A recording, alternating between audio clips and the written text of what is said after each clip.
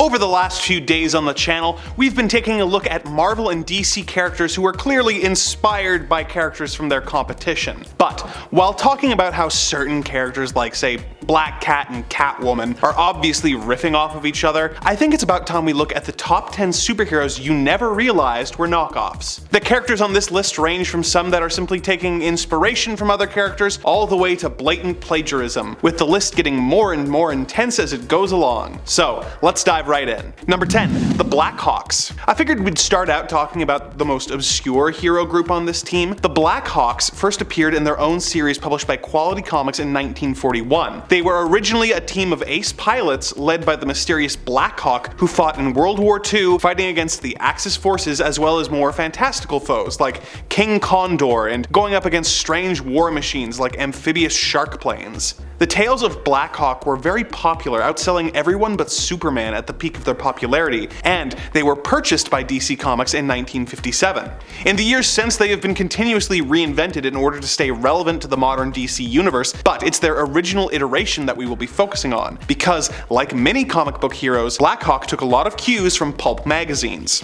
G8 and His Battle Aces was a pulp magazine that was published between the years 1930 and 1944. It told the story of a World War I fighter pilot named G8 who fought against the German forces alongside his team of pilots, the Battle Aces. They would fight normal military foes as well as supervillains like a voodoo priest called Hair Gun, as well as more outlandish things like rockets, wolfmen, and Martians. A lot of elements that made the Blackhawks popular are featured in G8 and His Battle Aces, but don't feel too bad, because it is also generally accepted that G8 is a blatant ripoff of a rival pulp magazine, Flying Aces, which had a similar premise, minus the more fantastical elements that both G8 and Blackhawk were known for.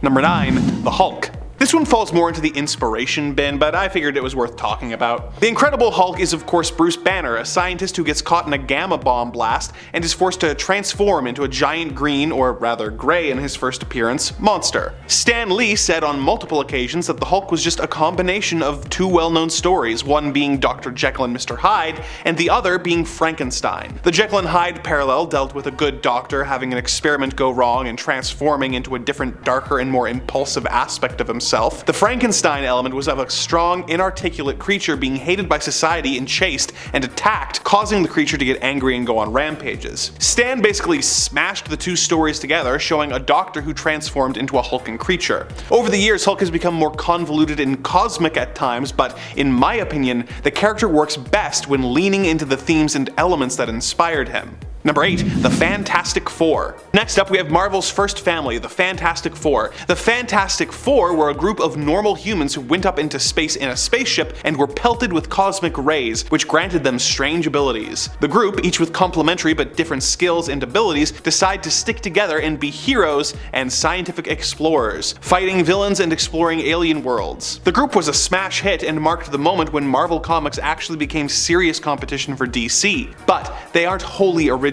In some ways, they are similar to the friends of the pulp hero Doc Savage, known as the Fabulous Five, each of whom were individual specialists who worked together to save the day. But the Fantastic Four are even more similar to an often forgotten DC team called the Challengers of the Unknown. The Challengers of the Unknown were a team of 4 men: Ace the pilot, Red the daredevil, Rocky the brute, and Prof, the scientist of the group. When they survived a plane crash, they decided that since they were living on borrowed time, they would go on dangerous adventures together, battling villains and exploring different locations throughout space and time. The team was created by Jack Kirby, and it is widely believed that he took his core concept of the Challengers and reworked it with Stan Lee to create the Fantastic Four. Number 7. Captain Marvel. Superman is widely considered to be the first modern superhero, first appearing in 1938 and taking the world by storm. As the other comic book companies watched supes rake in money hand over fist, they decided that they needed superheroes of their own. Plenty of Superman ripoffs started showing up, but the most popular was the one appearing in Fawcett Comics, Captain Marvel. Captain Marvel was created to be Fawcett's Superman,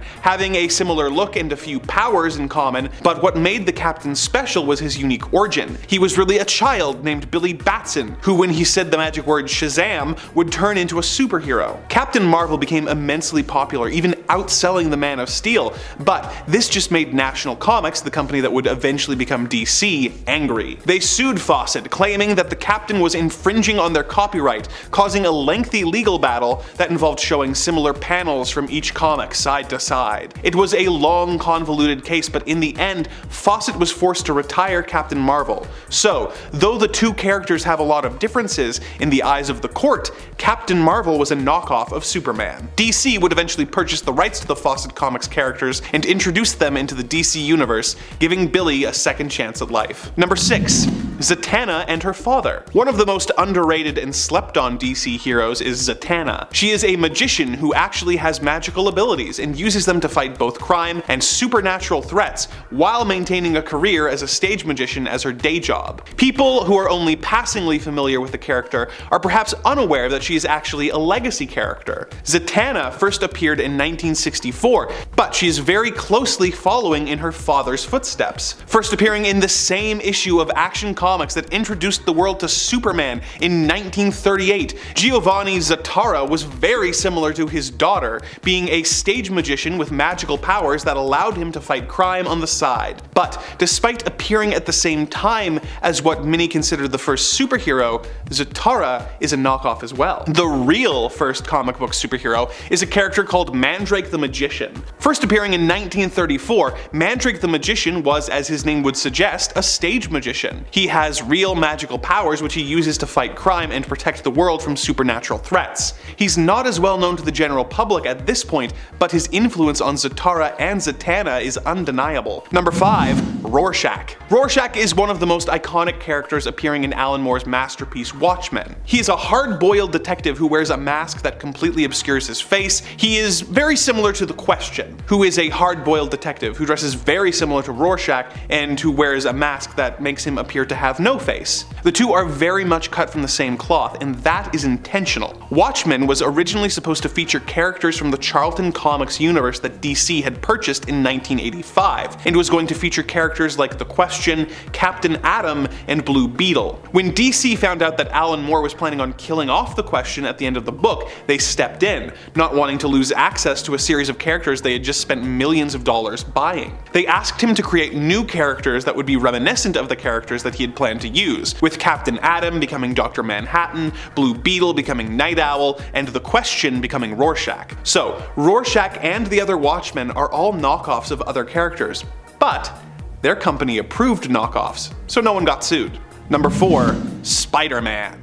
Here's where things start getting wild on this list. Spider-Man is probably the most beloved superhero in Marvel Comics. With his ability to do whatever a spider can, and his trademark look, he has become a pop culture icon all over the world. But what is the source of his knockoffery? Well, Stan Lee has said over the years that one of the characters that inspired Spidey was the pulp hero known as the Spider. This may have been the source of the name, but other than that, the characters aren't very similar. The Spider is a brutal and murderous vigilante whose primary disguise is to wear a mask, a fedora, and a fake hump. When the character appeared in film serials, he got a more webbed look, but this isn't really enough for me to start throwing around words like knockoff. However, where did Spider-Man get his look? Well, take a look at this Halloween costume from the now defunct Ben Cooper Costume Company. Between the webbing, the spider emblem, and the general vibe of it, it's a bit too close for comfort.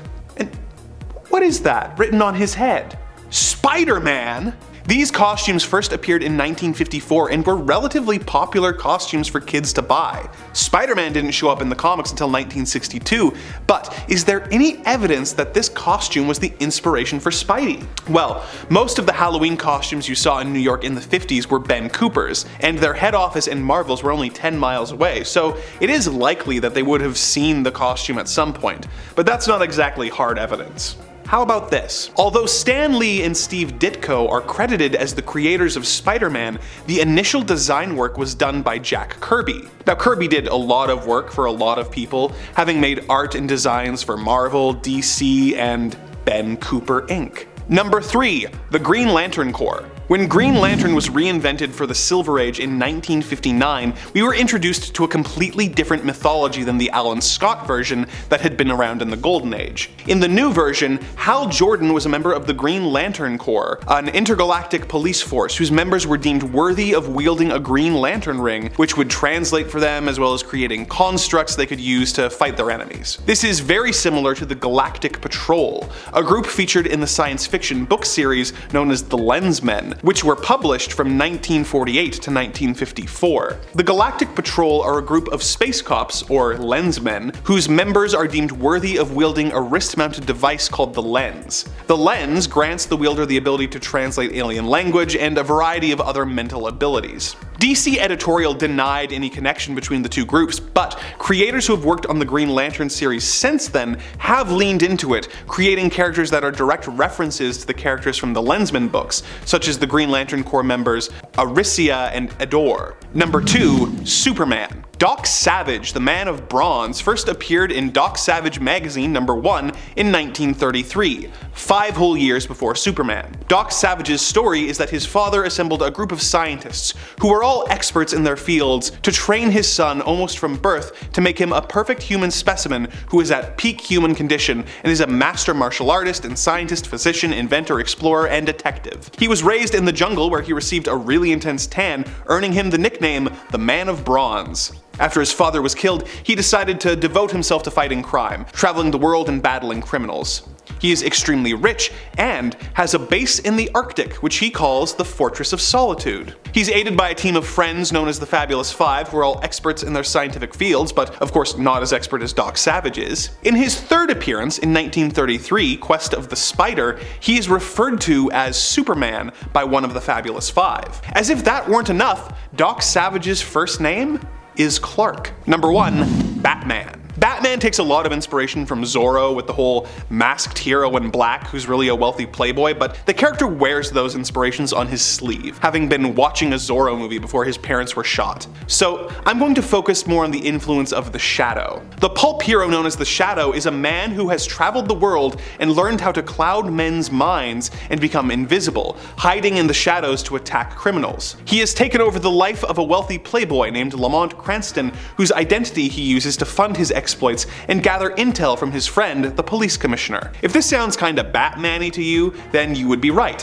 as the Shadow was a major influence on Batman's modus operandi. In fact, the Shadow story Partners of Peril was lifted almost word for word by Bob Kane when he wrote the first Batman story featured in Detective Comics number 27. Both feature the hero investigating the murders of a group of businessmen who own a chemical syndicate together.